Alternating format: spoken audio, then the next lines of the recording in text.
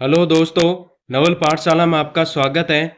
मैं आज आपको विषय भूगोल जो हमारी सघन पाठ योजना जो हमारा बीएड सेकेंड ईयर का प्रकरण रहेगा पर्यावरण, उसके बारे में मैं आज आपको बताऊंगा कि आपको पर्यावरण विषय से रिलेटेड यानी जो हमारी भूगोल विषय है उसके बारे में आपको किस प्रकार से लिखना है, अपनी सघन पाठ योजना किस प्रकार से बनानी है, उसके बारे में मैं आज आपको बताऊंगा। तो इसमें हमारा प्रकरण रहेगा पर्यावरण विषय।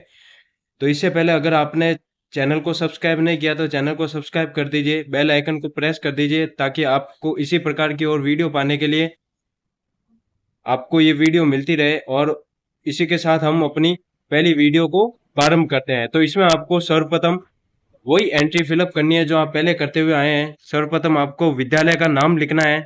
विद्यालय का नाम लिखने के बाद आपको कक्षा लगानी है। फिर आपको विषय लिखना है भूगोल जियोग्राफी। फिर आपको प्रकरण लगाना है पर्यावरण यानी इन्वायरमेंट। फिर आपको दिनांक लगानी है। दिनांक आप वही लगाएंगे जिस दिन आप ये प्रकरण पूर्ण रूप से कंप्लीट करते हैं। फिर आपको कालांश लगाना है फर्स्ट। फिर आपको समयावधि देनी है 30 से 35 मिनट। तो ये हमारी समयावधि हो जाएगी। तो ये सब एंट्री फिलअप करने के बाद हम आगे की ओर चलते हैं। आगे आपको शिक्षण उद्देश्य लिखने हैं। शिक्षण उद्देश्य लिखने से पूर्व आपको सर्वप्रथम एक टेबल ड्रॉ करनी है। टेबल ड्रॉ करने के बाद आपको एक तरफ शिक्षण उद्देश्य लिखने हैं और दूसरी तरफ आपको लिखना है अपेक्षित व्यवहारगत परिवर्तन। तो इसमें हम पहला शिक्षण उद्देश्य देखेंगे ज्ञानात्मक। इसमें आप लोग लिखेंगे बच्चे पर्यावरण से संबंधित तथ्यों के बारे में जान सकेंगे। दूसरा आपका शिक्षण उद्देश्य है अवबोध। इसमें आप लोग लिखेंगे विद्यार्थी पर्यावरण की व्याख्या कर उसका अर्थ बता सकेंगे। तीसरा आपको शिक्षण उद्देश्य लिखना है कौशल।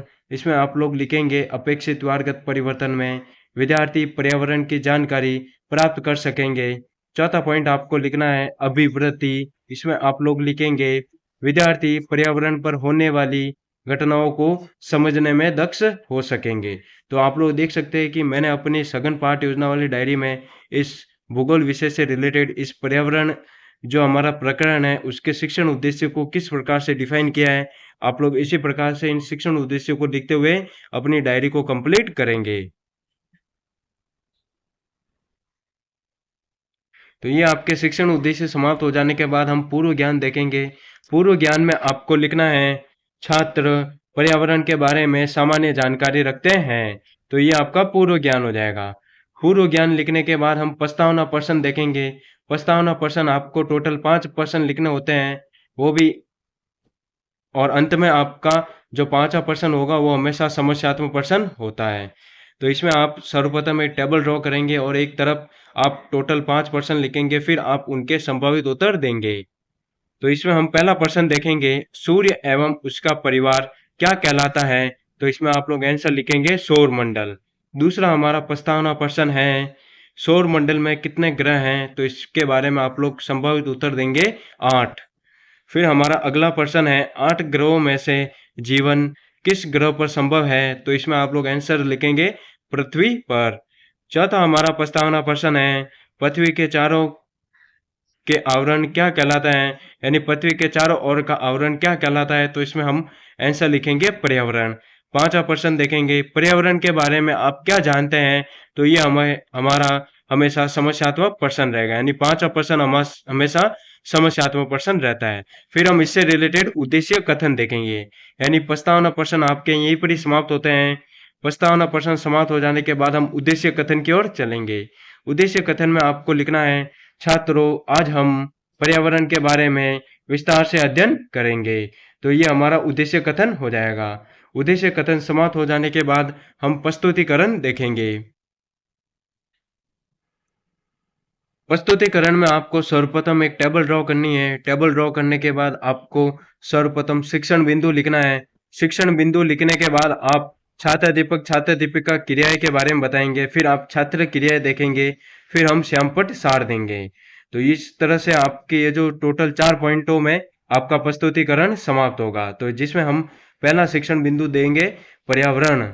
इसके बारे में हम लोग लिखेंगे छात्र दीपक क्रिया में पर्यावरण का अर्थ परि प्लस आवरण, अर्थात वह जो हमारे चारों ओर है, यानी वह जो हमारे चारों ओर का आवरण ही पर्यावरण कहलाता है।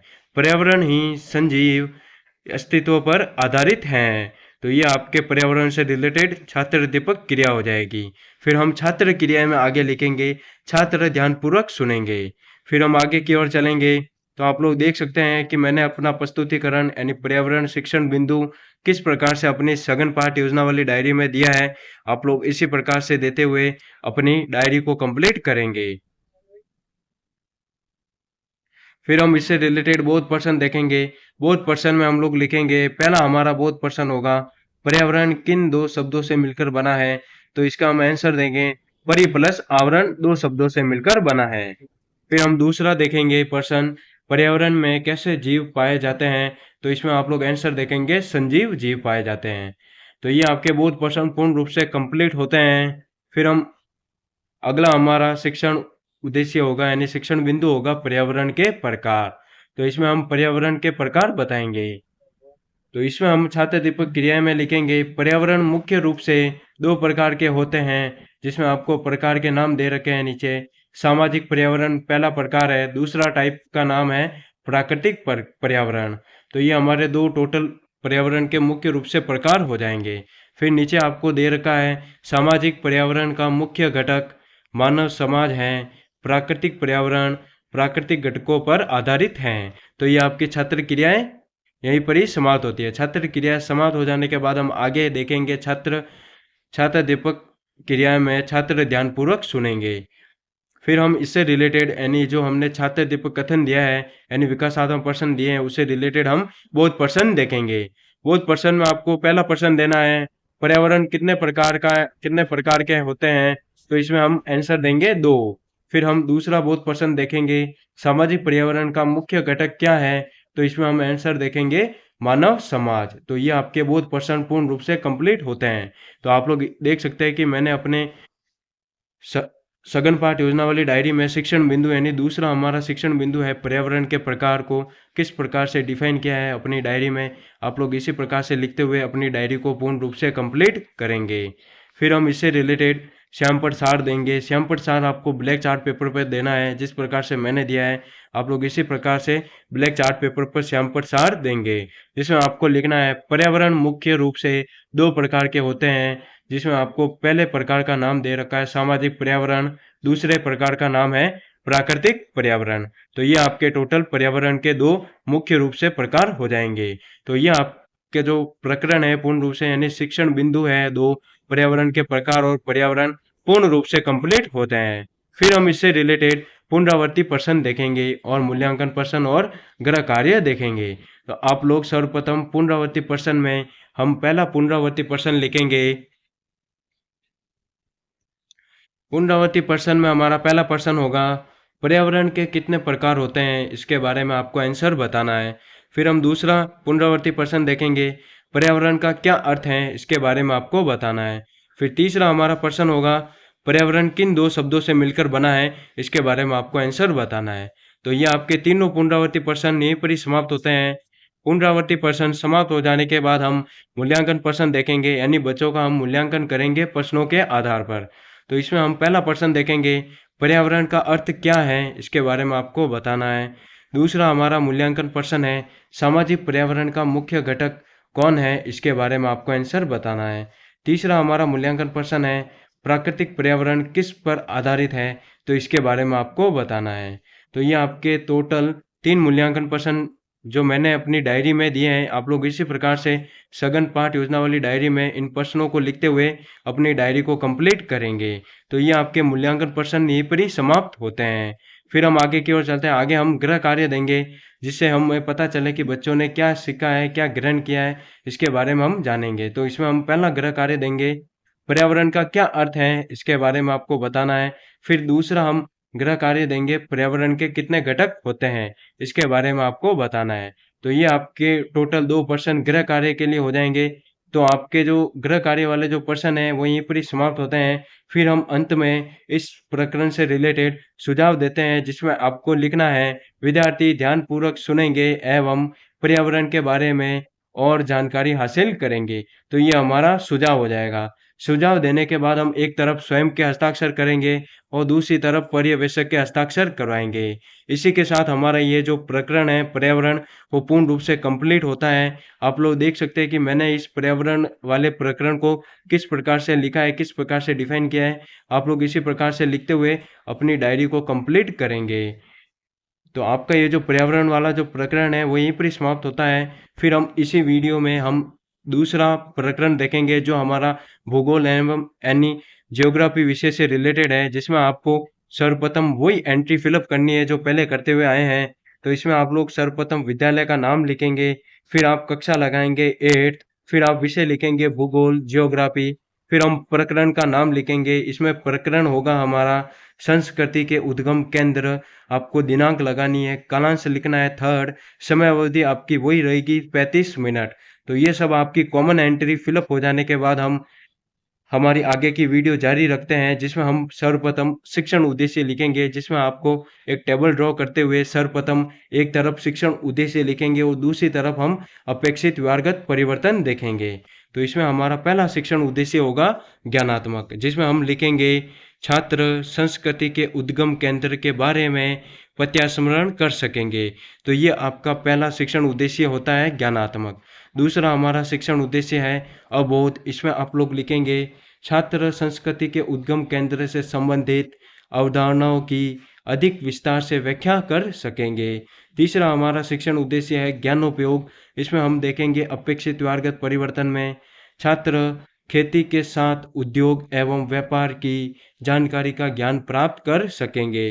तो ये आपके टोटल 3 अपेक्षित व्यवहारगत परिवर्तन हो जाएंगे जो हम शिक्षण उद्देश्य की ओर लिखते हैं। तो ये आपके टोटल शिक्षण उद्देश्य हैं 3, ज्ञानात्मक, अवबोध, ज्ञानोपयोग, वो पूर्ण रूप से कंप्लीट होते हैं। फिर हम आगे की ओर चलेंगे। आगे आपको इसमें पूर्व ज्ञान बताना होता है। पूर्व ज्ञान में हम लोग लिखेंगे, पूर्व ज्ञान हमें प्रकरण से रिलेटेड देना होता है, जिसमें हम पूर्व ज्ञान देंगे छात्रों को मानव उत्पत्ति एवं विकास का पूर्व ज्ञान प्राप्त है। तो ये आपका पूर्व ज्ञान हो जाएगा, जो आपका पूर्व ज्ञान यहीं पर ही समाप्त होता है। आगे हम पूर्व ज्ञान के बारे में देखते हुए हम फिर प्रस्तावना प्रश्न देखेंगे। प्रस्तावना प्रश्न में आपको लिखना है सर्वप्रथम एक टेबल ड्रॉ करते हुए एक तरफ आप स्वयं प्रश्न लिखेंगे, फिर आप उसके संभावित उत्तर देंगे। तो इसमें हमारा पहला प्रस्तावना प्रश्न होगा, घुमक्कड़ जीवन को छोड़कर मानव कहाँ रहने लगा। तो इसके बारे में हम संभावित उत्तर देंगे नदी तट पर।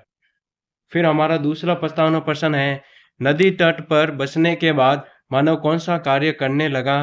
तो इसके बारे में हम आंसर देखेंगे खेती एवं पशुपालन। तीसरा हमारा प्रस्तावना प्रश्न है, खेती और पशुपालन के साथ मानव किस दिशा में आगे बढ़ने लगा। तो इसके बारे में हम आंसर देखेंगे सभ्यता एवं संस्कृति की ओर। चौथा हमारा प्रस्तावना प्रश्न है, संस्कृति के उद्गम केंद्र कौन से थे। तो इसके बारे में आपको आंसर बताना है निरुत्तर। तो इससे रिलेटेड हम उद्देश्य कथन देखेंगे, यानी ये हमारे टोटल 4 प्रस्तावना प्रश्न जो यहीं पर ही समाप्त होते हैं। आप लोग देख सकते हैं कि मैंने अपनी सघन पाठ योजना वाली डायरी में इन प्रस्तावना प्रश्न को किस प्रकार से डिफाइन किया है। आप लोग इसी प्रकार से लिखते हुए अपनी डायरी को पूर्ण रूप से कंप्लीट करेंगे। फिर हम उद्देश्य कथन देखेंगे। उद्देश्य कथन में आपको लिखना है, आज हम संस्कृति के उद्गम केंद्र के बारे में अध्ययन करेंगे। तो ये आपका उद्देश्य कथन यहीं पर ही समाप्त होता है। उद्देश्य कथन समाप्त हो जाने के बाद हम प्रस्तुतिकरण देखेंगे। प्रस्तुतिकरण में आपको लिखना है, सर्वप्रथम आप एक टेबल ड्रॉ करेंगे और उसमें सर्वप्रथम आप पहले शिक्षण बिंदु लिखेंगे, फिर छात्र दीपिका क्रियाएं बताएंगे, फिर हम छात्र क्रियाएं बताएंगे, फिर हम श्यामपद सार बताएंगे। तो ये आपके टोटल 4 पॉइंट होंगे जो आपको अपनी सघन पाठ योजना वाली डायरी में फिलअप करने होते हैं। तो इसके बारे में हम पहला शिक्षण बिंदु देखेंगे, संस्कृति के उद्गम केंद्र। यह हमारा पहला शिक्षण बिंदु होगा, जिससे रिलेटेड हम छात्र दीपक क्रियाएं में लिखेंगे, पहली मानव सभ्यताएं 5 प्रदेशों में विकसित हुई। ये मिस्र, इराक, भारत, पाकिस्तान, चीन तथा मेक्सिको, इन्हीं आधुनिक देशों में संस्कृति के मूल केंद्र स्थित हैं, जिन्हें सांस्कृतिक तथा तकनीक का विकास तथा विस्तार हुआ। ये सभी स्थान नदियों के किनारे थे तथा यहाँ मिट्टी उपजाऊ और जलवायु ज़्यादा कठिन नहीं थी। तो आप लोग देख सकते हैं कि छात्र क्रियाएं किस प्रकार से दी गई हैं। फिर हम आगे छात्र क्रियाएं देखेंगे। छात्र क्रियाएं में आपको लिखना है छात्र छात्रा ध्यानपूर्वक सुनेंगे और समझेंगे। तो ये आपका छात्र दीपक क्रियाएं और छात्र क्रियाएं यहीं पर ही समाप्त होती हैं। फिर हम इससे रिलेटेड बोध प्रश्न देखेंगे। बोध प्रश्न में आपको लिखना है, सर्वप्रथम हमारा पहला बोध प्रश्न होगा, सबसे पहले मानव सभ्यताएं कितने प्रदेशों में विकसित हुई थी? इसके बारे में आपको आंसर बताना है छात्र क्रिया में 5। दूसरा हमारा बोध प्रश्न है, 5 प्रदेश किसके किनारे बसे थे? तो इसके बारे में आपको आंसर देना है नदियों के किनारे। तो आपके ये बोध प्रश्न 2 यहीं पर ही समाप्त होते हैं। बोध प्रश्न समाप्त हो जाने के बाद हम श्याम प्रसार देखेंगे। ब्लैक चार्ट पेपर के रूप में मैंने श्याम प्रसार दिया है, जिसमें आप लोग लिखेंगे पहली मानव सभ्यताएं 5 देशों में विकसित हुई थी। पहली है मिस्र, दूसरी है इराक, तीसरी सभ्यता है भारत, चौथा है हमारा पाकिस्तान, चीन, पांचवा है मेक्सिको। तो ये आपके बोध प्रश्न और श्याम प्रसार पूर्ण रूप से कंप्लीट होते हैं। आप लोग देख सकते हैं कि मैंने अपनी डायरी में इस श्याम प्रसार एवं बोध प्रश्नों को किस प्रकार से लिखते हुए, किस प्रकार से सघन पाठ योजना बनाते हुए इन प्रकरण को पूर्ण रूप से फिलअप किया है। आप लोग इसी प्रकार से इन प्रकरणों को फिलअप करते हुए अपनी डायरी को कंप्लीट कर सकते हैं। फिर हम ये आपका जो प्रकरण है वो यहीं पर ही समाप्त होता है। प्रकरण समाप्त हो जाने के बाद हम इससे रिलेटेड पुनरावर्ती प्रश्न देखेंगे।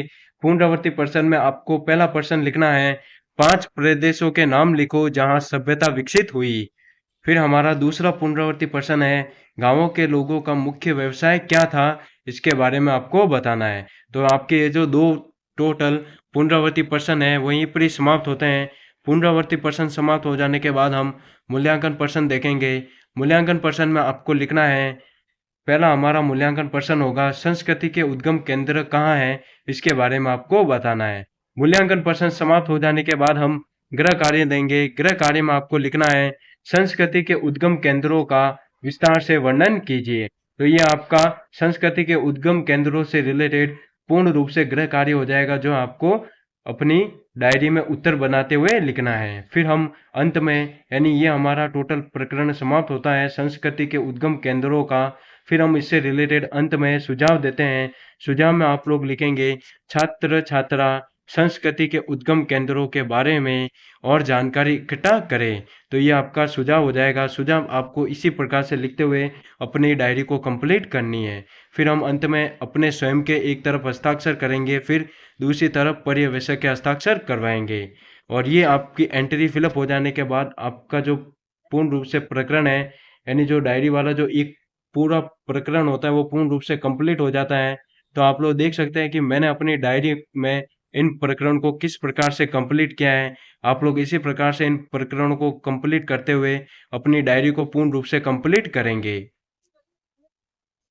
अच्छा, तो दोस्तों आपको ये वीडियो कैसी लगी बताना, लाइक करना, कमेंट करना, शेयर करना, और इसी प्रकार की और वीडियो पाने के लिए आप चैनल को सब्सक्राइब कीजिए। चैनल का नाम है नवल पाठशाला। और आपको जो ये जो प्रकरण है उससे रिलेटेड जो हमारी पीडीएफ रहेगी वो आपको मेरे टेलीग्राम चैनल पर मिल जाएगी। टेलीग्राम चैनल का लिंक मैंने अपने चैनल पर अपलोड कर दिया है, आप लोग देख सकते हैं। तो आप लोग इस पीडीएफ को पूर्ण रूप से प्राप्त करते हुए अपनी डायरी को फिलअप कर सकते हैं। इसी के साथ आपकी वीडियो कंप्लीट होती है। Thank you. Have a nice day.